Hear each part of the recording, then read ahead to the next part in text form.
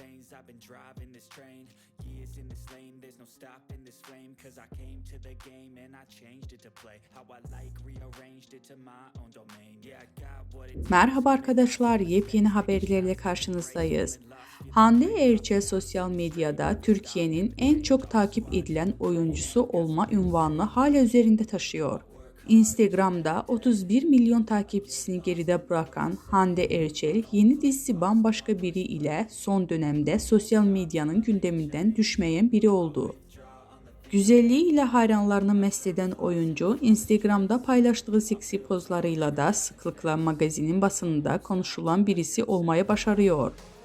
Aşk yaşadığı Hakan Sabancı ile sürekli gazeteler sayfalarını süsleyen ünlü oyuncu, ayrıca internet basınında da yoğun şekilde haberleri yapılan isimlerin başında geliyor.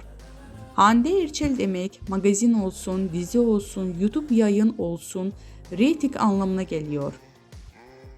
Erçel ile ilgili yapılan her haber hayranlarına çok yoğun bir şekilde ilgi gösteriyor.